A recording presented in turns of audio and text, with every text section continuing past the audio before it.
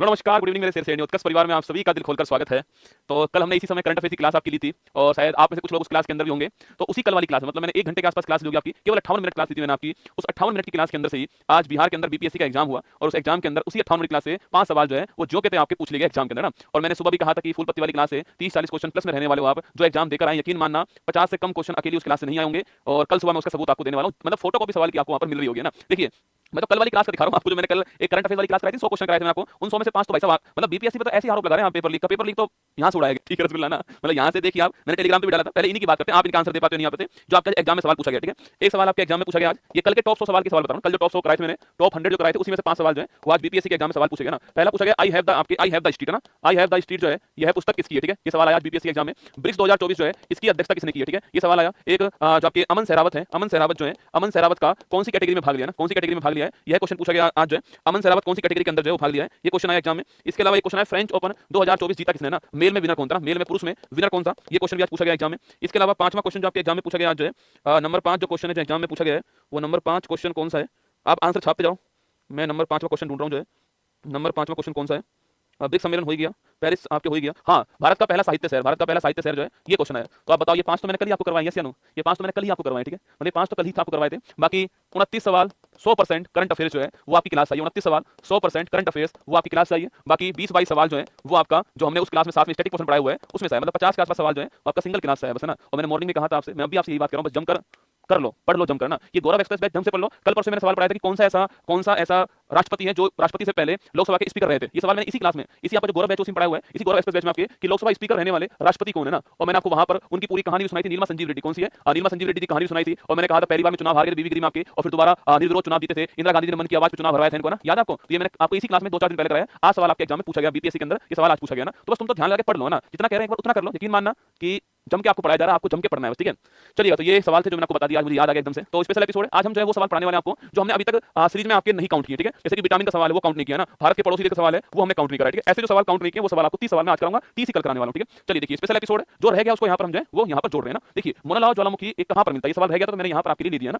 हाँ, उसका एक अलग से वीडियो डाल दूंगा, कौन कौन से सवाल आए उसका प्रूफ क्या अलग से वीडियो बना करके डाल दूंगा, चिंता मत कीजिए ना। वो अब क्योंकि आज हमारे पास हमारी ये वाली क्लास है इसलिए, ठीक है। मोनालावा ज्वालामुखी एक सक्रिय ज्वालामुखी है। सवाल ये पूछा गया आपसे कहां दोस्तों मिलता है आपके, अलास्का में, हवाई में, इटली में, जापान में, ठीक है। देखो यूपीपीसीएस में भी आया हुआ है, प्री और मेंस दोनों में आया हुआ है, ठीक है। देखो मोनालावा पूछूं आपसे कहां दोस्तों मिलता है आपके, ये हवाई द्वीप में मिलता है, ऑप्शन नंबर बी यूएसए के अंदर मिलता है ना। तो यूएसए का जो हवाई द्वीप है वहां पर कौन सा है, मोनालावा ज्वालामुखी वहां पर मिलता है, ठीक है। अच्छा दोस्तों इसके अलावा पूछूं आपसे, इसके अलावा अगर आपके इटली पूछूं आपसे तो देखिए माउंट एटना, माउंट वेसुवियस पूछूं आपसे, माउंट एटना, माउंट वेसुवियस और स्ट्रामबोली पूछूं आपसे, ये यहां पर मिलते हैं, ठीक है। स्ट्रामबोली आप सभी जानते हो जो भूमध्य सागर है इसका प्रकाश सिस्टम होता है, आपको ध्यान रखना है, ठीक है। इसका प्रकाश सिस्टम होता है ना, आरपीएफ में भी यही सवाल आया था, चलो अच्छी बात है। विश्व का सबसे ऊंचा ज्वालामुखी पर्वत कोटोपैक्सी दोस्तों कहां पर स्थित है ना, ये सवाल एसएससी ने पूछा है अपने एग्जाम में कि कोटोपैक्सी वो कहां पर है। कोटोपैक्सी कहां आपके इक्वाडोर के अंदर, कहां पर इक्वाडोर के अंदर है Cotopaxi, option number C answer ना।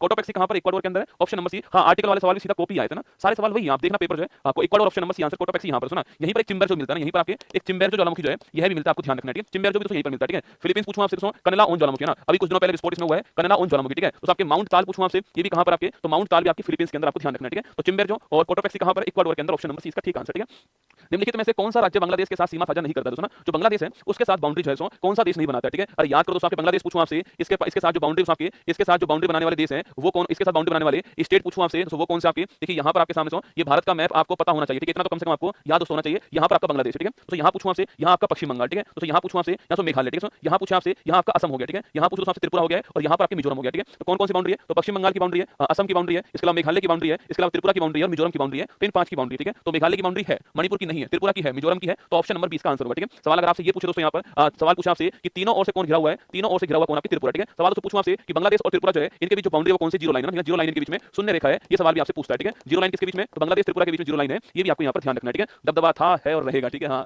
दबदबा था, है और रहेगा, बस तुम तो ध्यान लगा के पढ़ते जाओ। कम कंटेंट में अधिक सवाल फंसाने की गारंटी मेरी होगी ना, मैं एक कंटेंट को बार बार तो पढ़ता हूं रसगुल्ला, जिससे आपको याद हो जाए, ठीक है। पर कम कंटेंट में अधिक सवाल, कल मैंने 100 सवाल कराया आपको, मतलब यकीन मानना बीपीएससी जो कि बिहार का सर्वोच्च एग्जाम है, बीपीएससी बिहार का सर्वोच्च एग्जाम है, कल मैंने 100 सवाल कराया आपको, 100 में से 5 कल जो एग्जाम में है। आप सोच के देखो, आपने पूरा अगर इतिहास भी पढ़ा होगा ना तो 5 आप उसमें ठीक नहीं कर पाएंगे। मैंने 100 में से 5 केवल 1 घंटे में सोल्व करा दिया ना, 1 घंटे में 100 में से 5 सवाल जो है वो कल आपके आज एग्जाम में जो है पूछे गए, 100 में से 5, ठीक है। एक्यूरेसी बहुत बढ़िया रसगुल्ला अपनी है ना। चलिए आगे बढ़ते हैं ना। किस नदी को सांगपो के नाम से जानते हैं, ठीक है। मतलब ये जो गौरव एक्सप्रेस बैच है ये याद रखा जाएगा। जैसे मेरा कोई तिरंगा बैच आया, तिरंगा मेरी सीरीज आई थी यूट्यूब के ऊपर, देखना जबरदस्त याद रखी गई है ना। मतलब लोग आज भी तारीफ करते हैं तिरंगा सीरीज पर, बहुत सवाल पूछते हैं ना। 7 फेब्रुआरी वाली सीरीज जो है बहुत सवाल पूछेगा उससे भी ना, आज तक जो है। ऐसे ये गौरव एक्सप्रेस बैच जो है ना, याद रखेंगे लोग कि ये बैच से सवाल खूब आए एग्जाम में ना। किस नदी को सांगपो के नाम से भी जानते हैं, ठीक है। सांगपो पूछूं आपसे, ब्रह्मपुत्र नदी को सांगपो के नाम जानते हैं, ऑप्शन नंबर डी दोस्तों आंसर, ठीक है। अच्छा याद कीजिए, देखो दोस्तों निकलती कहां से, तिब्बत से निकलती है, ठीक है। जहां से निकलती है वहां पर क्या बोलते हैं, सांगपो कहते हैं। इसमें टी साइलेंट होता है ना, टी साइलेंट है, सांगपो इसका नाम है, सुना। फिर दोस्तों उसके बाद पूछूं आपसे, तो आपके यहां पर पर्वत कौन सा होता है, नामचा वर्मा पर्वत यहां पर होता है अरुणाचल प्रदेश में। यहां से टकरा के मुड़ जाती है ना, यहां से या आपके मुड़ जाती है भारत की ओर से। यहां पर असम आपको पहले अरुणाचल प्रदेश आता है, फिर असम आता है आपके, और उसके बाद आपके बांग्लादेश आपके वहां से बांग्लादेश पहुंच जाती है, यहां से गंगा नदी आती है, दोनों मिल जाती है यहां पर, और सुंदर उनका डेल्टा जो यहां पर बनता है, जो कि बांग्लादेश और पश्चिम बंगाल दोनों के अंदर आप जानते हो, ठीक है। तो सांगपो किसको बोलते हैं, ब्रह्मपुत्र को बोलते हैं, सांगपो आपको ध्यान रखना, ठीक है। इसकी दो चार सहायक नदियों के नाम आप लिख लीजिए मेरे साथ, ठीक है। सवाल पूछूं आपसे दोस्तों, लिखिए इसकी जो सहायक नदी का नाम लिखना दोस्तों, कामेंग नदी। ये सवाल यूपीएससी ने पूछा था अपने सिविल सर्विस एग्जाम में, कामेंग नदी जो है इसका सवाल जो है वो आ चुका है दोस्तों ना। इन आपके कामेंग नदी आपकी सुबनसरी नदी कौन सी है, सुबनसरी नदी छापना। इसके अलावा आपके मानस नदी ना, मानस नदी आपकी लिखिए लोहित नदी, जिसके ऊपर याद करो ढोला सादिया पुल जिसके ऊपर है ना, भूपेन्द्र का पुल बोलते हैं इसको, लोहित नदी। तो कामेंग सुबनसरी धनसरी है ना, कामेंग सुबनसरी धनसरी मानस लोहित जो है, और तिस्ता, ये सारी किसकी नदी आपके, तिस्ता भी लिखना किसकी है, इसी की सहायक नदी आपको ध्यान रखना, ठीक है। तो कामेंग सुबनसरी मानस लोहित धनसरी तिस्ता, ये इसी की सहायक नदी दोस्तों ना। ऑप्शन नंबर सी ब्रह्मपुत्र ठीक आंसर हो गया, इसको ध्यान रखिएगा, ठीक है। इसे सांगपो भी कहते हैं, नामचा पर्वत भी, नामचा वर्मा पर्वत भी आपको ध्यान रखना है, ठीक है। चलिए कपिल धारा वाटरफॉल किस नदी पर स्थित है ना, कपिल धारा वाटरफॉल पूछूं आपसे, तापी के ऊपर है, शरावती के ऊपर है, नर्मदा के ऊपर है, या इंद्रावती के ऊपर, ठीक है। देखो तापी, शरावती, नर्मदा या इंद्रावती, ठीक है। हाँ इसी को दिहांग कहते हैं, इसी को दिबांग भी कहते हैं, ठीक है। इसी को आपके दिहांग कहते हैं, इसी को दिबांग नदी भी कहते हैं आपके, आपको ध्यान रखना है, ठीक है। इसी ब्रह्मपुत्र को कहते हैं ना। कपिल धारा वाटरफॉल पूछो दोस्तों कहां पर आपके, अरे कपिल धारा वाटरफॉल एमपी वाले बताओ कहां पर आपके, मध्य प्रदेश के अंदर आपके नर्मदा रिवर जो है इसके ऊपर मध्य प्रदेश के अंदर कपिल धारा वाटरफॉल आपको ध्यान रखना है, ठीक है। और अगला पॉइंट आपके इसी के ऊपर पूछूं आपसे, सरदार सरोवर बांध पूछूं आपसे कहां है, सरदार सरोवर बांध भी कहां पर, गुजरात के अंदर है, इसी नदी के ऊपर, ठीक है। इसके अलावा आपके अगर पूछे आपसे धुआंधार जलप्रपात पूछूं आपसे, धुआंधार जलप्रपात जो है यह भी इसी नदी के ऊपर आपको ध्यान रखना है, मध्य प्रदेश, ठीक है। जबलपुर पूछूं आपसे, जबलपुर किस नदी के ऊपर है, जबलपुर भी आपका मध्य प्रदेश के अंदर, जहां हाई कोर्ट है मध्य प्रदेश की, वो भी इसी के ऊपर आपको ध्यान रखना है, सुना। ओंकारेश्वर बांध पूछूं आपसे कहां पर है, तो ओंकारेश्वर बांध भी इसी नदी के ऊपर आपको छापना है, ठीक है। अगर पूछो तो उद्गम कहां से, इसका उद्गम कहां से आपके, तो उद्गम पूछा आपसे तो अमरकंटक की जो पहाड़ी है इससे उद्गम इसका होता है, एक नदी यहां से निकलती है आपकी, जिसको बोलते हैं हम लोग नर्मदा नदी कहते हैं, और एक नदी ऐसे जाती है सोन नदी कहते हैं, दोनों का उद्गम कहां से होता है, इसी से होता है, अमरकंटक की पहाड़ी से, आपको ध्यान रखना है, ठीक है। हमारा आंसर ऑप्शन नंबर सी, हमारा दोस्तों आंसर आपको ये भी आपको ध्यान रखना है, ठीक है। शरावती नदी पूछूं आपसे, यहां दोस्तों कौन सा वाटरफॉल आपके, याद करो जोग वाटरफॉल, इसी को बोलते हैं गरसप्पा वाटरफॉल कहते हैं, इसी को ना।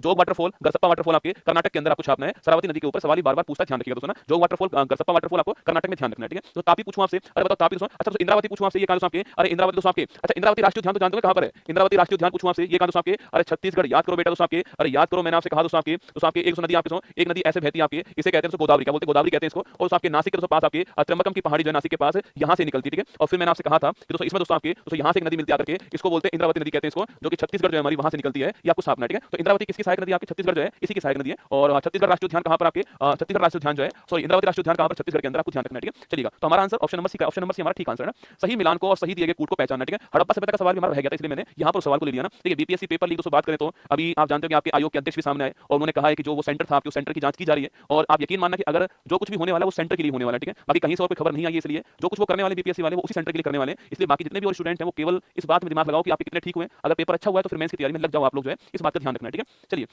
मोहनजोदड़ो, हड़प्पा, कालीबंगा, लोथल, ठीक है। पुजारी की मूर्ति, बंदरगाह, जो आप जानते हो पहले उसको टिक कर दो। देखो लोथल पूछूं आपसे गुजरात, ठीक है। कहां दोस्तों आपके, बंदरगाह इसके अंदर, ठीक है। तो डी का तो हो गया दो, क्या हो गया, डी का तो हो गया, लोथल का बंदरगाह आपके डी का तो हो गया, ठीक है। डी का दो एक तो यहां पर है और एक यहां पर, ठीक है। तो इसको हटा दो दोस्तों ना, ए और आपके डी में से आंसर होगा, ठीक है। चलिएगा अगला कालीबंगा दोस्तों पूछूं आपसे, जुते हुए खेत के प्रमाण मिलते हैं ना, तो सी का 3 हो गया, सी का 3 यहां पर है, यहां पर नहीं है, तो हमारा ऑप्शन नंबर 1 करेक्ट आंसर हो गया। मोहनजोदड़ो पूछूं आपसे आपके, विशाल स्नानागार हो गया आपके, हड़प्पा पूछा आपसे पुजारी की मूर्ति हो गई, ऑप्शन नंबर 1 ठीक आंसर हो गया, ठीक है। धन्यवाद धन्यवाद। देखिए मैंने केवल प्रयास किया था ना, कभी कभी ऐसा होता है कि वो प्रयास काम आ जाता है, कभी कभी ऐसा होता है कि वो प्रयास काम नहीं आता है, दोनों ही चीज होती है, ठीक है। मेरा एक प्रयास था। वैशाख पूर्णिमा का दिन बड़ा महत्व रखता है, क्योंकि इस दिन वैशाख पूर्णिमा पूछूं आपसे दोस्तों, इस दिन 3 घटनाएं हुई थी। एक तो भगवान बुद्ध का जन्म हुआ था, कहां पर आपके, लुम्बिनी के अंदर जन्म होता है, नेपाल के अंदर, लुम्बिनी नेपाल में जन्म होता है भगवान बुद्ध का, ठीक है। सेकंड, बुद्ध को ज्ञान की प्राप्ति होती है, कहां दोस्तों आपके, ये बोध गया के अंदर होती है, कहां पर, बोध गया बिहार में होती है, ज्ञान की प्राप्ति आपको ध्यान रखना है, ठीक है। थर्ड, तो बुद्ध की आपके बुद्ध का निधन भी कहां पर आपके, वो इसी तारीख को दोस्तों होता है वैशाख पूर्णिमा को, इसी को बोलते हैं महापरिनिर्वाण, क्या बोलते हैं, महापरिनिर्वाण कहते हैं। कहां पर होता है आपके, कुशीनारा के अंदर, उत्तर प्रदेश में होता है, आपको ध्यान रखना है, ठीक है। उत्तर प्रदेश के अंदर होता है, तो तीनों घटनाएं इसी दिन होती है, इसलिए उपयुक्त समय हमारा ठीक आंसर ऑप्शन नंबर डी, ठीक है। अच्छा दोस्तों पहला उपदेश कहां पर दिया आपके, पहला उपदेश सारनाथ में दिया, ठीक है। इसे बोलते हैं क्या, अभिधम्म चक्र बोलते हैं, क्या बोलते हैं इसको, अभिधम्म चक्र कहते हैं ना। और सर्वाधिक उपदेश पूछूं आपसे कहां पर दिए, वो श्रावस्ती में दिए, ठीक है। चलिए आगे चलिए, निम्नलिखित में से महावीर का परिनिर्वाण स्थल कौन सा है, ठीक है। जो आपके भगवान जो महावीर दोस्तों हैं उनका परिनिर्वाण स्थल कौन सा है। मैंने देखो हर तरह का सवाल लिया, बौद्ध धर्म भी लिया है, जैन धर्म भी लिया है, हड़प्पा सभ्यता भी मैंने लिया आपके सामने, ज्वालामुखी भी लिए हैं, जलप्रपात भी लिया है, नदी भी लिया है। मैंने प्रयास किया कि हर टॉपिक जो रहेगा उसको समेटने का प्रयास यहां पर किया जाए, ठीक है। तो महावीर का परिनिर्वाण पूछूं आपसे, तो पहली बात आपके भगवान महावीर आपके कौन से अंतिम तीर्थंकर थे, वास्तविक तीर्थंकर आपके पहले कौन थे, पहले थे ऋषभदेव, कौन थे, तो पहले ऋषभदेव थे आपके, इन्हीं को बोलते हैं आदिनाथ जी, क्या बोलते हैं, इन्हीं को दोस्तों आदिनाथ जी कहते हैं, ठीक है। और इनसे पहले कौन सा आपके 23वें नंबर वाले कौन थे, सांपों के देवता पारसनाथ 30वें नंबर वाले थे, ये आपको ध्यान रखना है, ठीक है। तो महावीर जी का निधन पूछूं आपसे, पावापुरी के अंदर हुआ है, पावापुरी के अंदर हुआ है, पावा बोलते हैं, ऑप्शन नंबर 1 करेक्ट आंसर है, यहां पर निधन हुआ, पावापुरी आपको ध्यान रखना है, यहां पर निधन का हुआ, जो कि वर्तमान में बिहार के अंदर ना, वर्तमान बिहार में, ये भी आपको ध्यान रखना है, ठीक है। चलिए दोस्तों, अच्छा यहाँ पर किसकी मूर्ति बताओ दोस्तों? श्रवण बेलगोला पूछूं आपसे, यहाँ पर किसकी प्रतिमा बताओ फटाक से। श्रवण बेलगोला में कौन सी प्रतिमा है, ये सवाल आपके लिए। श्रवण बेलगोला में प्रतिमा कौन सी है, सवाल आपके लिए, ठीक है। ये नाम तो सुना होगा, अगर आपने जैन धर्म को पढ़ा है तो ये नाम पक्का आपने वहां पर सुना ही होगा, ठीक है। यहाँ पर किसकी मूर्ति है, सवाल आपके लिए ना। चलिएगा, 1867 में मुंबई में प्रार्थना समाज की स्थापना किसने की दोस्तों? जो 1867 है उसमें मुंबई में प्रार्थना समाज की स्थापना किसने की? गोपाल कृष्ण गोखले, श्री राम वाजपेयी, राम मोहन राय और आत्माराम पांडुरंग। चार दोस्तों क्वेश्चन आपके। हाँ, बाहुबली, हाँ दोस्तों, ये बाहुबली कौन थे भाई साहब? अच्छा, बाहुबली पूछूं आपसे, ये कौन से बताओ? ये वो नहीं है जियो रे बाहुबली, वो नहीं दोस्तों ना। ये बाहुबली कौन है बताओ? आप मुझे बताएगा बाहुबली कौन था, बाहुबली कौन थे बताओ कमेंट बॉक्स के अंदर। उनकी मूर्ति यहाँ पर है, ठीक बात है, ठीक है, पर बाहुबली है कौन वो बताओ आपका ना। इस मूर्ति को किस नाम से जानते हैं हम लोग? हाँ, गोमतेश्वर की मूर्ति के नाम से भी जानते हैं, ठीक है। अब बताना है कि बाहुबली जी कौन थे, ठीक है। चलिए, मुंबई में प्रार्थना समाज की स्थापना कुछ करने वाला कब हुई है, ये सवाल पूछता है। कहां पर हुई, ये सवाल पूछता है। और करने वाले कौन थे? आत्माराम पांडुरंग, ये सवाल भी आपसे पूछता है, ठीक है। अगला सवाल दोस्तों ना, गोपाल कृष्ण गोखले पूछूं आपसे, सर्वेंट ऑफ इंडिया सोसाइटी पूछूं आपसे। सर्वेंट ऑफ इंडिया सोसाइटी जो है आपकी, इसकी स्थापना करने वाले कौन? गोपाल कृष्ण गोखले। 1905 में स्थापना होती है। कब स्थापना हुई, ये सवाल आपके आरएस के अंदर, तो पिछला आरएस का एग्जाम हुआ उसमें पूछा गया, ठीक है। बाकी ब्रह्म समाज तो राजा राम मोहन राय आप जानती हो ना। चलिए आगे चलते हैं। स्वामी दयानंद सरस्वती के संबंध में निम्न में से कौन सा कथन आपके असत्य है, ठीक है। कौन सा गलत है, सवाल आपके सामने यहाँ पर दोस्तों ना। कौन सा गलत है ना? हाँ दोस्तों, बाहुबली किसके बेटे थे आपके? भगवान ऋषभ देव के बेटे थे ना, उन्हीं के बेटे थे ना। स्वामी दयानंद सरस्वती के संबंध में कौन सा कथन आपके असत्य है? उनका जन्म स्थान गुजरात था दोस्तों। उन्होंने सत्याग्रह प्रकाश पुस्तक लिखी थी। वे आर्य समाज के संस्थापक थे और ब्रह्म समाज, ये तो आसान सवाल है, ठीक है। किसके नहीं थे आपको? इसके नहीं थे। राजा राम मोहन राय के संस्थापक थे, आप जानते हो। ऑप्शन नंबर डी तो आंसर है।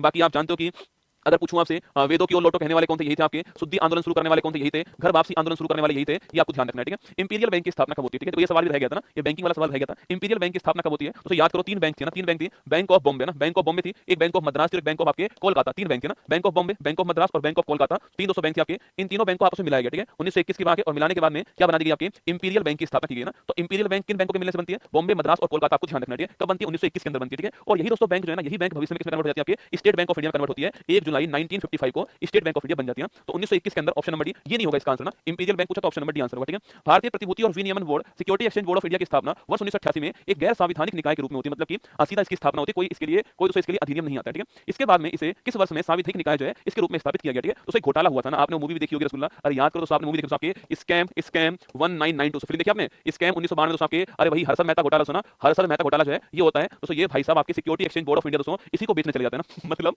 Security exchange board of India को बेचने कौन जाते हैं? ये हर्षद मेहता साहब चले जाते हैं। तो आपके टाइकून थे, मतलब अपने फील्ड में से टाइकून की तरह थे आपके। तो इनको आपके मतलब ये बिग बुल के रूप में था, इन्हें बोलते हैं बिग बुल। क्या बोलते हैं? इन्हें बिग बुल कहते हैं आपके। हर्षद मेहता जी को बिग बुल ऑफ इंडिया कहते हैं ना। ये भाई साहब इन्हीं को बेचने जा रहे हैं, ठीक है। फिर भाई किसी ने सलाह दी कि आपका जो निकाय है ना उसको संवैधानिक निकाय बना लो वरना कोई बेच जाएगा, ठीक है। फिर दोस्तों इन्होंने इसके लिए अधिनियम पारित किया और उसके बाद दोस्तों आपके अधिनियम पारित किया, उसके बाद सांविधिक निकाय को बना दिया। अधिनियम पारित किया, उसके बाद में इसको एक लीगल बॉडी बना दिया। अधिनियम किस वर्ष का था? 1992 का अधिनियम था। ऑप्शन नंबर 1 आंसर, ठीक है। 1992 का अधिनियम था, ऑप्शन नंबर 1 आंसर, ठीक है। तो 1988 का तो आयोग है यानी इसकी स्थापना हुई है, पर अधिनियम 1992 का ऑप्शन नंबर 1 आपको ध्यान रखना है, ठीक है। एमपी कब आओगे? अभी तो पहले यूपी जाऊंगा एक बार ना। अच्छा, इसके हेड कौन है वर्तमान में? माधवीपुरी बुद्ध जो है इसके हेड है ना, माधवीपुरी बुद्ध छापना ये इसके हेड, आपको ध्यान रखना है, ठीक है। वर्तमान में इसके हेड कौन है? माधवीपुरी बुद्ध जो है उसके हेड है और मुंबई में इसका मुख्यालय, ठीक है। चलिए, रिजर्व बैंक ऑफ इंडिया का राष्ट्रीयकरण कब हुआ था, ठीक है। और याद करो, रिजर्व बैंक ऑफ इंडिया का राष्ट्रीयकरण पूछूं आपसे, शायद ये सवाल आज बीपीएससी में भी आया ना, मुझे याद तो नहीं, पर शायद ये सवाल मैंने देखा दोस्तों आपके। देखो, रिजर्व बैंक ऑफ इंडिया की स्थापना कब होती है? 1935 में होती है। कब होती है? 1 अप्रैल को होती है ना। अगला पॉइंट कमीशन कौन सा है? यंग हिल्टन आयोग, इसी को बोलते हैं शाही आयोग कहते हैं, ठीक है। राष्ट्रीयकरण कब होता है इसका? 1 जनवरी 1949 को इसका राष्ट्रीयकरण होता है, आपको ध्यान रखना है, ठीक है।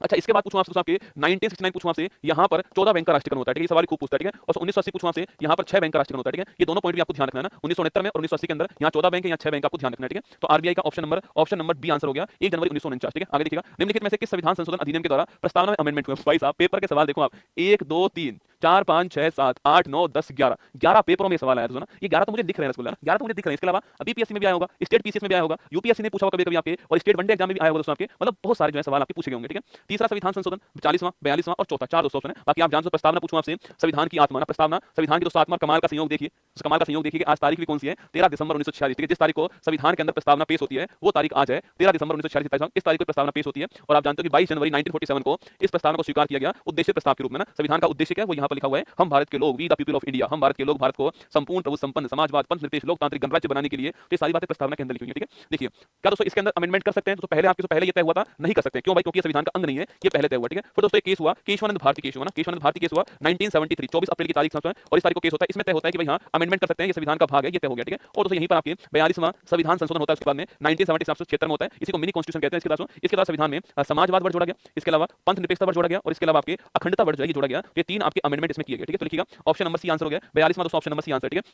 क्या दोस्तों मैंने आपको इसी दोस्तों बैच के अंदर मैंने आपको दोस्तों ये दोनों संविधान संशोधन लिखा या नहीं लिखा है? तो देखो आपके 104वां, शायद ये तो एक आध दिन पहले मैंने लिखा हुआ, आपको यकीन मानना जिसने ये वाली क्लास भी ली है ना, आप हाथ खड़े करके बताना मुझे कि मैंने आपको 104वां संविधान संशोधन या आपको मैंने शायद एक आध दो दिन पहले आपको लिखा है दोस्तों। याद करो आपके दोस्तों, एंग्लो इंडियन जो है इसके पास 2 सीट थी। सवाल दोस्तों आया था आपके मेरे सामने, सवाल भी याद रसगुल्ला ना कि राष्ट्रपति राज्यसभा में कितने मेंबर नॉमिनेट करता है, ठीक है। सवाल दोस्तों था आपके राष्ट्रपति, उपराष्ट्रपति और प्रधानमंत्री वाली क्लास का सवाल है, और शायद पहले सवाल क्वेश्चन नंबर 1 ये चेक करना आप जो है। वहीं पर मैंने आपसे कहा था कि राज्यसभा में 12 करता है, इसके अलावा लोकसभा में पहले 2 करता था, पर अब नहीं करता है, ठीक है। 104 दोस्तों अमेंडमेंट होता है आपके, इसके द्वारा अंत हुआ। ये सवाल आज बीपीएससी ने पूछा अपने एग्जाम में, बीपीएससी का सवाल दोस्तों आपके सामने किस अमेंडमेंट के द्वारा ये समाप्त किया गया, ठीक है। अगला सवाल दोस्तों आपके दोस्तों मंत्री परिषद जो है और जो आपसे मिनिस्ट्री जो है उसका आकार जो है इसको तय करने वाला संविधान संशोधन पूछूं आपसे 91 कॉन्स्टिट्यूशन अमेंडमेंट। ये भी मैंने दोस्तों आपको अलग से जब संविधान संशोधन वाली क्लास में पढ़ रहे थे वहां पर आपको लिखा हुआ है। ये दो ही क्वेश्चन आए थे एग्जाम में इस वाले टॉपिक से, दोनों आप इजीली जो है वो कर सकते हो, ठीक है। तो मैं ये नहीं कह रहा हूं कि मेरी क्लास ही है, ठीक है। मैं आपसे इतना कह रहा हूं कि मैंने आपको 10 20 25 30 महत्वपूर्ण सवाल कराए थे और वो सवाल आपके सामने यहां पर जो है एग्जाम में आ गए, ठीक है। कम टाइम में अधिक सवाल आपको मैंने यहां पर दिए, ये दोनों सवाल आ जाए थे, मुझे याद आ गया इस वाले से, तो मैंने आपको करा दिया, ठीक है। प्रस्तावना में भारत शब्द कितनी बार आया, ये बढ़िया सवाल बताओ। प्रस्तावना में भारत शब्द जो कितनी बार आया, ठीक है। पहली बात तो संविधान पूछूं आपसे दोस्तों, इसमें कौन सा वर्ड नहीं है, ठीक है। देखिएगा इसमें हिंदुस्तान वर्ड नहीं है, ठीक है। इसमें हिंदुस्तान वर्ड जो है आपकी ये नहीं है, आपको ध्यान रखना है, ठीक है। तो इसमें भारत शब्द है, ठीक है। इसमें इंडिया शब्द भी है ना, इसमें भारत भी इंडिया भी है। तो भारत के लिए भारत और इंडिया दो वर्ड यूज किए गए, ठीक है। भारत के लिए भारत और इंडिया दो वर्ड यूज किए गए, ठीक है। हम भारत के लोग भारत को, क्या देखो भारत वर्ड कितनी बार आया है, हम भारत के लोग पहला, भारत को तो दूसरी बार आया, तो कितनी बार आया, दो बार आया है भारत शब्द। ऑप्शन नंबर 20 का ठीक आंसर ना। हम भारत के लोग, भारत का स्वरूप कैसा होगा, तो वो आपके होने वाला कैसा, आपके होने वाला संपूर्ण प्रभु संपन्न समाजवाद पंथ निरपेक्ष लोकतंत्र, तो ये आपके स्वरूप होने वाला, ठीक है। तो हम भारत के लोग, पावर किसके पास में, हम भारत के लोग मतलब कि आपको और मेरे हाथ में पावर है, जनता के हाथ में पावर आपके, ये आपको ध्यान रखना है, ठीक है। तो ऑप्शन नंबर बी हो गया, ठीक है। और वही दोस्तों आपके संविधान का आर्टिकल क्या बोलता है, India that is Bharat shall be A union of state, क्या बोलता है, India that is Bharat shall be A union of state, India जो कि भारत है और राज्यों का संघ होगा, तो ना इंडिया वर्ड का यूज भी हुआ है, भारत का भी यूज हुआ है, आपको ध्यान रखना है, ठीक है। चलिए नेक्स्ट क्वेश्चन, भारतीय संविधान की निम्नलिखित में से कौन सी विशेषता दोस्तों आयरलैंड के संविधान से ली गई, ठीक है। खुशी दोस्तों पता किस बात की होती है, खुशी दोस्तों इस बात की होती है कि आपने कल 100 सवालों में मैंने दो किताब आपको लिखाई दोस्तों ना, कल 100 सवालों में मैंने आपको 200 बुक लिखवाई थी आपके, इसमें से एक एग्जाम में पूछ ली, ठीक है। वरना दोस्तों ये वाला सवाल तो अधिकांश लोगों का गलत होता ही है ना। ये बुक तो कितनी पढ़ाऊं मैं आपको, 500 पढ़ाऊंगा तो वो कोई और पूछ लेगा, पर उसमें मैंने आपको दो ही लिखाई थी आपके, एक तो सोर्स कोड लिखाई थी, सोर्स कोड लिखाई थी मैंने आपको जो कि बिल गेट्स की थी आपके, जो कि बिल गेट्स की सोर्स कोड थी, और एक मैंने आपको आई हैव द स्ट्रीट लिखाई थी, और भाई यही एग्जाम आ गई। ये खुशी असली तो ना, ये जो तुक्का बैठता है ना इसका अलग ही मजा है दोस्तों ना। बताओ आयरलैंड के संविधान से क्या लिया, संमति सूची दोस्तों आपके नहीं है ना, ये ऑस्ट्रेलिया है ना, ऑस्ट्रेलिया से लिया है संमति सूची, ठीक है। डीपीएसपी पूछूं आपसे दोस्तों आपकी ये लिया, ठीक है। डीपीएसपी जो ये लिया है आप जानते हो, वैसे भी ये सवाल सीजन में आपके इस साल पूछा गया। डीपीएसपी भाग 4 हो गया, आर्टिकल 3651 हो गया, आप जानते हो, तो ऑप्शन नंबर बी लिया, ठीक है। Correct answer option number B लिया, ठीक है। इसके अलावा मूल अधिकार पूछो दोस्तों आपसे, ये हमने कहां से लिया, यूएस संविधान से लिया, ठीक है। आपको ध्यान रखना, तो ऑप्शन नंबर बी हमारा ठीक आंसर है। चंद्रमा पे से क्लास ले रहा हूं, ठीक है। तू कूद, मैं तुझे कैच करता हूं, तू कूद जा, मैं कैच कर लूंगा तेरे को ना, कैच छूट गया तो तू क्लीन बोल्ड है ना, आउट हो जाएगा। भारतीय संविधान में संमति सूची की अवधारणा ली गई है, ठीक है। बताओ संमति सूची की अवधारणा से कहां से ली, यूपी में भी आया हुआ, झारखंड में भी आया हुआ, ठीक है। कनाडा के संविधान से, ऑस्ट्रेलिया के संविधान से, संयुक्त राज्य अमेरिका के संविधान से और इंग्लैंड के संविधान पे, ठीक है। अभी तो मैंने कहा आपसे संमति सूची कहां से, ऑस्ट्रेलिया, ऑप्शन नंबर बी दोस्तों ठीक आंसर, ठीक है।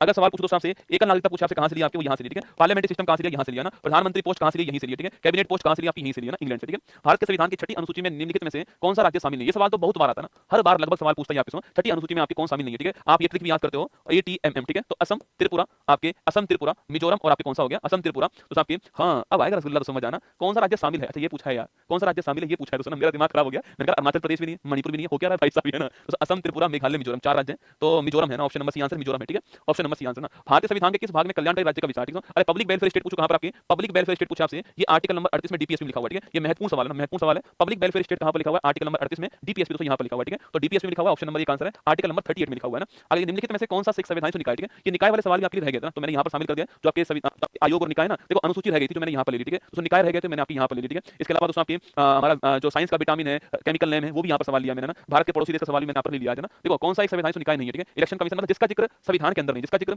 संविधान, तो संविधान का जो आपके आर्टिकल जो उसमें जिक्र नहीं है उसकी बात कर रहे हैं, ठीक है। देखो इलेक्शन कमीशन पूछूं आपसे, आर्टिकल नंबर 324 यहां पर लिखा हुआ है, ठीक है। जो सेंटर वाला यहां पर लिखा हुआ है, और स्टेट वाला पूछूं आपसे आर्टिकल नंबर 243 के जो यहां पर लिखा हुआ है, ठीक है। 243 के अंदर लिखा हुआ है, ये भी आपको ध्यान रखना है, ठीक है। तो फाइनेंस कमीशन पूछूं आपसे, ये 280 में लिखा हुआ है, ठीक है। स्टेट वाला आर्टिकल नंबर 243 आई और 243 बाई जो है यहां पर लिखा हुआ है, ये राज्य वाला हो गया, ये सेंटर वाला हो गया, ठीक है। मतलब इसका है दोस्तों ना। संघ लोक सेवा आयोग पूछूं आपसे, अरे यूपीएससी पूछे कहां पर है, ये आर्टिकल नंबर 315 में यूपीएससी, ठीक है। और आपके नीति आयोग पूछूं आपसे, तो इसका जिक्र आपके ना दोस्तों, ये आपके ना दोस्तों इसका जिक्र आर्टिकल में आपके, और ना ही साथियों इसका जिक्र आपके किसी भी अधिनियम के अंदर, ठीक है। ना आर्टिकल में ना अधिनियम में, दोनों में जिक्र नहीं है इसका। ऑप्शन नंबर डी आपका ठीक आंसर हो गया है, नीति आयोग आपका ठीक दोस्तों आंसर, ठीक है। 1 जनवरी 15 को आपकी नीति आयोग की स्थापना होती है, ठीक बात है, ठीक है। प्रधानमंत्री इसके हेड होते हैं, ठीक बात है ना। इसके अलावा दोस्तों आपके, इसके अलावा पूछूं आपसे सुमन बैरी इसके उपाध्यक्ष होते हैं, ठीक बात है, ठीक है। ये आपको बीबीआर सुब्रमण्यम आपके इसके सीईओ आपको ध्यान रखना है, ठीक है। चलिए नेक्स्ट क्वेश्चन दोस्तों आपके सामने, दोस्तों एनएचआरसी पूछना आपसे, एनएचआरसी यह भी नहीं दोस्तों, यह भी नहीं आपको छापना, ठीक है। एनएचआरसी भी एक संवैधानिक निकाय नहीं है आपकी, इसकी भी स्थापना 12 अक्टूबर 1993 को अधिनियम से होती है, ठीक है। राष्ट्रीय महिला आयोग पूछूं आपसे, तो यह भी आपकी, यह भी संवैधानिक निकाय नहीं है, ठीक है। इसकी भी स्थापना अधिनियम से होती है, ठीक है। राष्ट्रीय माइनॉरिटी कमीशन पूछूं आपसे, यह भी संवैधानिक निकाय नहीं है, इसकी भी स्थापना किससे होती है। ये 3-4 सवाल पूछता है, नीति आयोग, एनएचआरसी, राष्ट्रीय महिला आयोग, माइनॉरिटी कमीशन, ये नहीं आपको ध्यान रखना है ना। नेक्स्ट क्वेश्चन आपके सामने यहाँ पर जो है वित्त आयोग के पहले अध्यक्ष कौन थे, ठीक है। और बताओ फाइनेंस कमीशन के पहले अध्यक्ष कौन थे, के संथानम पूछूं आपसे, अरे याद करो इनकी सिफारिश पर सेंट्रल विजिलेंस कमीशन की स्थापना, ये सवाल तो भाई साहब मतलब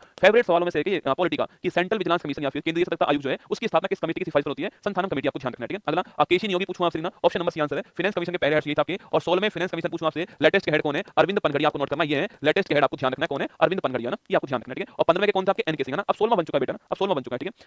नेक्स्ट क्वेश्चन आपके सामने से यहाँ पर ये रहा कि सेंट्रल विजिलेंस कमीशन जो है इसका निर्माण किस वर्ष में होता है, ठीक है। देखो सवाल दोस्तों आपके सामने यहाँ पर सेंट्रल विजिलेंस कमीशन जो है इसका निर्माण किस वर्ष में होता है, ठीक है। पहला है 1990, तो पहला सवाल आपके पहला है आपके सामने यहाँ पर कि 1963 के अंदर, ऑप्शन नंबर बी है। 1964 के अंदर, ऑप्शन नंबर सी है। 1965 के अंदर, ऑप्शन नंबर डी आपका 1963 दोस्तों ना। मैंने अभी तो आपसे कहा कि सेंट्रल विजिलेंस कमीशन जो है इसकी स्थापना किस कमेटी की सिफारिश पर होती है, संथानम समिति की सिफारिश पर 1964 में दोस्तों होती है, ठीक है। यह सवाल दोस्तों आप चेक करना दोस्तों, आपके ये सवाल आपके आरएस का जो एग्जाम हुआ हमारे यहाँ पर 2021 में, उसमें एक ही पेपर में ये 2 बार पूछा गया ना, तो एक ही पेपर में आपसे 21 या 18 वाला था आपके, दोनों में से कोई एक था, एक ही पेपर में 2 सवाल पूछे गए थे इसी के ना, ये और ये दोनों आ चुके हैं, ठीक है। तो option number B correct answer. चलिए, राष्ट्रीय मानवाधिकार आयोग का गठन कब होता है, ठीक है। अच्छा, नेशनल ह्यूमन राइट कमीशन दोस्तों ना, पहली बात तो नेशनल ह्यूमन राइट कमीशन जो है, इसकी स्थापना कौन सी कमेटी आपकी सो रंगनाथ मिश्रा कमेटी ना, रंगनाथ मिश्रा कमेटी की सिफारिश पर होती है, और फिर दोस्तों इन्हीं को इसका पहला हेड बना दिया ना, पहला हेड पूछना से यही होता है, ठीक है। बाकी 12 अक्टूबर 1993 को स्थापना होती है, मैंने अभी आपसे कहा था, ऑप्शन दोस्तों बी आंसर हो गया है। 10 दिसंबर 1948 को मानवाधिकार घोषणा पत्र आपकी यूएनओ में आता है, इस तारीख को हम जो है क्या बनाते हैं, इस तारीख को हम जो है वो मानवाधिकार दिवस बनाते हैं, ठीक है। जब एक चींटी काटती है तो कौन सा दोस्तों अम्ल साबित करती है, ठीक है। बढ़िया रसगुल्ला चींटी का ही पूछा है दोस्तों, किसी और का नहीं पूछा है ना, वरना दोस्तों जिंदगी खराब हो जाती है कभी-कभी, है ना दोस्तों। हाँ, जिंदगी कभी-कभी खराब दोस्तों हो जाती है ना, चींटी की बात कर रहा है, चलो छोड़ो यार ना, क्या ही दिल की बात करना आपसे, आप तो वैसे ही दिल जले हो, ठीक है। जब एक चींटी काटती है दोस्तों, कई लोगों को चींटी दिखी नहीं, वही दिख रही है जो मैं बोल रहा हूं, ठीक है। तो कौन सा अम्ल साबित करती है, ठीक है। दोस्तों अम्ल कौन सा होता है, फार्मिक एसिड, कौन सा होता है, formic acid, option number B. भाई साहब सवाल दोस्तों सवाल पूछा गया पेट में कौन सा अम्ल होता है, अब तुम बताओ रसगुल्ला, दोस्तों पेट में कौन सा अम्ल होता है। हम चीख के चिल्ला के बोल चुके हैं कि भाई पेट में एचसीएल अम्ल होता है ना, ये सवाल आज बीपीएससी में पूछा गया ना, बीपीएससी में सवाल आता है पेट में कौन सा अम्ल होता है, ठीक है। तो हाइड्रोक्लोरिक अम्ल होता है पेट के अंदर, ठीक है। फार्मिक अम्ल दोस्तों ऑप्शन नंबर सी इसका करेक्ट आंसर है। इसी को दोस्तों आपके मेथनोइक अम्ल बोलते हैं, इसी को मेथनोइक अम्ल भी कहते हैं, ठीक है। कुछ भी तो पूछ सकता है, ठीक है, क्योंकि दोस्तों इसमें कार्बन एक होता है, इसलिए इसको मेथनोइक अम्ल कहते हैं, ठीक है। इसको बोलते हैं HCOOH ना, दोस्तों HCOOH कहते हैं, इसी को मेथनोइक अम्ल भी कहते हैं, ठीक है। चलिएगा ना, हाइड्रोक्लोरिक अम्ल तो मैंने कहा पेट में होता है, आपको छापना है, ठीक है। ऑप्शन दोस्तों बी ठीक है आपके। सिरका पूछूं आपसे, सिरका पूछा आपसे, और सिरका पूछूं आपसे यहाँ लिखिए, सिरका तो पूछा आपसे, सिरका में कौन सा होता है, एसिटिक अम्ल होता है, सिरका पूछूं आपसे, इसमें से एसिटिक एसिड होता है, छापने से। एप्पल पूछूं आपसे, इसमें कौन सा होता है, मैलिक अम्ल ना, एप्पल तो आपके मैलिक अम्ल होता है, ठीक है। टमाटर पूछूं आपसे, इसमें कौन सा होता है, ऑक्जेलिक अम्ल, टमाटर पूछा आपसे, यहाँ पर तो आपके ऑक्जेलिक अम्ल होता है, ठीक है। दोस्तों इमली पूछूं आपसे, यहाँ पर कौन सा होता है, टार्ट्रिक अम्ल होता है ना, इमली पूछूं आपसे टार्ट्रिक दोस्तों ना। इसके अलावा खट्टे फल पूछूं आपसे, इसमें सिट्रिक अम्ल होता है, ठीक है। ये सारे मैंने नाम लिख दिए, कोई भी सवाल पूछे पेपर में छाप के आना, ठीक है। चलिए नेक्स्ट क्वेश्चन आपके सामने, कौन सा अम्ल अमाशय में प्रवेश करने वाले जीवाणु को नष्ट करता है, ये सवाल पूछा गया आज एग्जाम में।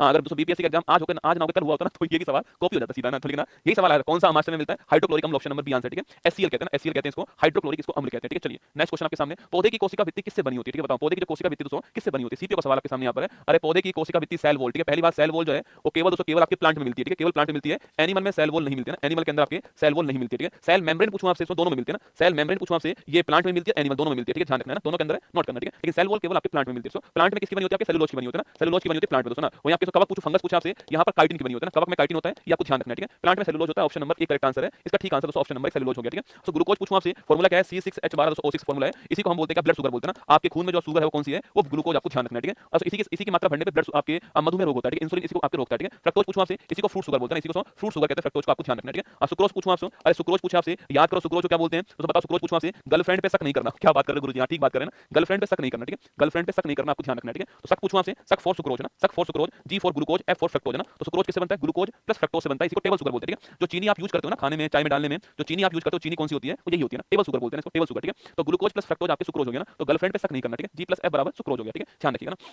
पादप कोशिका तथा जंतु कोशिका किस उपस्थिति के कारण भिन्न होती है, ठीक है। बताओ दोस्तों ना, पादप कोशिका और जंतु कोशिका पूछूं आपसे, इनमें से कौन सा एक के अंदर और कौन सा एक के अंदर नहीं है, ठीक है, ये सवाल दोस्तों पूछा, ठीक है। तो सेल वॉल पूछूं आपसे, ये आपके पादप कोशिका में होता है, जंतु में आपके नहीं होता है, ठीक है। सेल मेम्ब्रेन पूछूं आपसे, ये इसमें होता है, ये इसमें भी होता है दोस्तों ना। केंद्रक पूछूं आपसे, इसमें आपके इसमें भी होता है और इसमें भी होता है, ठीक है। हरित लवण पूछूं आपसे, क्लोरोप्लास्ट पूछूं आपसे, ये पादप में है, जंतु में नहीं दोस्तों ना। लेकिन दोस्तों अगर इन दोनों में से हमको एक आंसर चुनना पड़े तो हमको चुनेंगे कौन सा, आपके यही चुनने वाले, ठीक है। दोस्तों दोनों में से अगर एक आंसर चुनना पड़े तो ये चुनेंगे, ठीक है, क्योंकि दोस्तों इसके कारण दोस्तों पादप जाके स्वयंपोषी होते हैं, ठीक है। इसके कारण पादप आपके स्वयंपोषी होते हैं, मतलब दोस्तों अपना भोजन स्वयं बनाते हैं, किससे, प्रकाश संश्लेषण जो है इससे बनाते हैं, अपना भोजन स्वयं बनाते हैं। और यह क्रिया कहां पर होती है, यह क्रिया आपके हरित लवण के क्लोरोप्लास्ट के अंदर होती है, जहां पर मैग्नीशियम होता है, ठीक है। तो अगर इन दोनों में से अगर एक चुनना हो आपको तो ऑप्शन नंबर एक चुनना है, ठीक है, क्योंकि इन दोनों में ज्यादा महत्वपूर्ण कौन सा ऑप्शन होगा, ऑप्शन नंबर एक होगा, हरित लवण आपका होने वाला है, क्लोरोप्लास्ट आपका होने वाला है, ठीक है। गाड़ियों के पार्श्व दर्पण से कौन से होते हैं, साइड मिरर, ठीक है। तो गाड़ियों के आपके साइड जो मिरर होते हैं आपके वो कौन से होते हैं, ठीक है। समतल होता है, प्लेन होता है, उत्तल होता है, कॉन्वेक्स होता है, अवतल होता है, कॉनकेव होता है, या तीनों ही होते हैं, ठीक है। सवाल पूछा दोस्तों, गाड़ियों का जो साइड मिरर होता है कौन सा होता है, ठीक है, समतल, उत्तल, अवतल, आपको बताना, ठीक है। ये सवाल खूब पूछता है दोस्तों ना, गाड़ी के साइड मिरर कौन से दोस्तों होते हैं आपके, तो डेंटिस्ट जो है आपके, उस डेंटिस्ट जो होते हैं कौन सा का यूज करते हैं, ये सवाल एग्जाम में खूब आते हैं दोस्तों ना। बताओ आपके, अगर दोस्तों छोटे को बड़ा करना हो, मेरी बात सुनो तो छोटे को बड़ा करना हो, छोटे को बड़ा करना हो तो वहां पर अवतल दर्पण आपको यूज करना है, ठीक है। जहां भी दोस्तों आपको छोटे को बड़ा करना हो,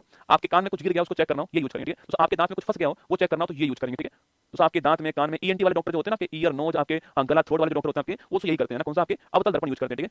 अगर आपके छोटे को बड़ा करना हो तो ये यूज करेंगे, ठीक है। लेकिन दोस्तों अगर आपके बड़े को छोटा करना हो, आपके बड़े को छोटा देखना हो तो आपके कौन सा, आपके ये आपके उत्तल दर्पण यूज करेंगे, ठीक है। दोनों में अंतर आपको ध्यान रखना है, सीधी सीधी बात है, दोनों में अंतर छाप लेना। तो बड़े को छोटा करना हो आपके तो ये यूज करेंगे, ठीक है। तो मान लो गाड़ी आपकी, गाड़ी ये आपकी मान लो यहाँ मिरर लगा हुआ है आपके, तो पीछे कितनी सारी गाड़ी आ रही है आपकी, वो सारी गाड़ी अगर वो देखनी है तो आपके यहाँ तो आपके बड़े को छोटा करना पड़ेगा जिससे वो यहाँ पर दिख जाए, ठीक है। तो लेंस कौन दर्पण कौन सा होगा, उत्तल दर्पण होने वाला, ऑप्शन नंबर बी आंसर, ठीक है। दोस्तों दाढ़ी बनाने में पूछो आपके, दाढ़ी बनाने में सेविंग करने में कौन सा होगा, ये होगा, ठीक है। अरे बड़े को छोटा, आपके छोटे को बड़ा करना यही होगा ना, ईएनटी वाला तो यही होगा ना, डेंटिस्ट पूछो आपसे यही होगा, ठीक है, ध्यान रखना। चलिए, विटामिन डी की कमी से बच्चों में कौन सा रोग होता है, देखो विटामिन डी की कमी से दो रोग होते हैं, कौन-कौन से होते हैं भाई साहब, एक होता है ऑस्टियोमैलाइसिस ना, हड्डी का कमजोर होना, ठीक है। एक होता है रिकेट्स दोस्तों ना, ये भी आपकी हड्डी कमजोर होना होता है, इसी को बच्चों में सूखा रोग बोलते हैं, सूखा रोग कहते हैं, ऑप्शन नंबर बी आपका आंसर हो गया। माना कि दोनों रोग ही आपकी विटामिन डी की कमी से होते हैं, पर सवाल पूछ रहा है बच्चों में कौन सा होगा, तो आपके option number B correct answer होगा, रिकेट्स होगा, ठीक है। तो विटामिन डी को क्या बोलते हैं, कैल्सीफेरॉल बोलते हैं, क्या बोलते हैं, कैल्सीफेरॉल कहते हैं, ये भी आपको छापना, ठीक है। इसी को रसगुल्ला सनशाइन विटामिन कहते हैं ना, इसी को दोस्तों क्या बोलते हैं, इसी को बोलते हैं आपके हार्मोन, ऐसा विटामिन जो हार्मोन की तरह काम करता है उस विटामिन डी दोस्तों, विटामिन डी आपको नोट करना, ठीक है, हार्मोन की तरह काम करता है ना, रिकेट्स ऑप्शन नंबर बी आपका ठीक आंसर होगा, इसको ध्यान रखिएगा, ठीक है। चलिए, तो आज का हमारा अध्याय यहीं पर समाप्त होता है। 30 सवाल मैंने कराया आपको, कल भी आपका, अब मंडे को आपका फाइनल क्लास होने वाला है, ठीक है। मंडे को इस सीरीज का फाइनल जो एपिसोड आपके वो आने वाला है, 25वां एपिसोड आने वाला है, ठीक है। उसके बाद उससे 25 जो एपिसोड होंगे आपके, इन 25 एपिसोड कोड का एक मैं लिंक बनवा दूंगा, एक प्लेलिस्ट बनवा दूंगा। जब भी आपका मन करे देखने का तो आप इन 25 के 25 को एक साथ देख लीजिएगा, ठीक है। एक आपके लिंक होगा,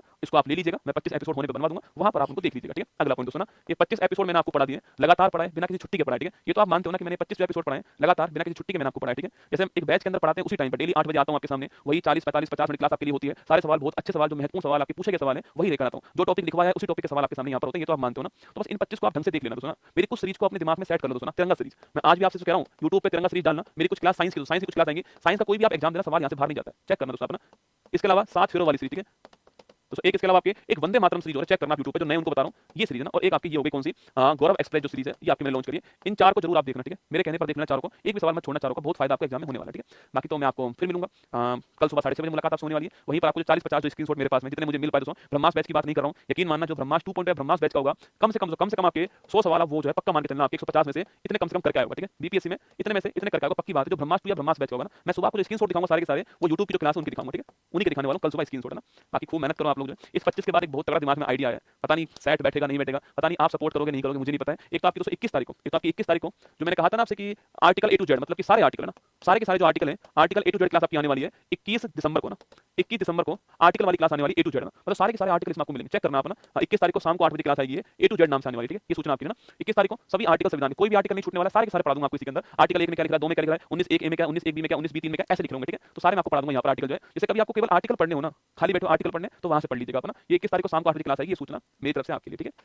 चलिए भाई आप चलते हैं, खुश रहो मस्त रहो। ये उसी सेट का एग्जाम 22 तारीख को होने वाला है, इसको दीजिएगा। अगर आपको उत्कर्ष के ऑफलाइन बैच में प्रवेश लेना हो, जिसने बीपीएससी का एग्जाम दिया, बताना कैसा हुआ उनका एग्जाम, ठीक है। पेपर लीक हुआ है नहीं हुआ, ये देखिए, ये मैं डिसाइड नहीं कर पाऊंगा ना, तो मैं बिहार के अंदर हूँ और ना ही मैं वहां पर उपस्थित हूँ। तो जो आयोग है वो तय करेगा इस बात को। आप मुझे ये बताना कि आपको किताब से पढ़कर, मेरी बुक से पढ़कर कोई फायदा हुआ नहीं हुआ बीपीएससी के अंदर, आपको ये बताना है, ठीक है। हुआ हो तो कमेंट जरूर करना कमेंट बॉक्स के अंदर। चलिए, जय हिंद, थैंक यू।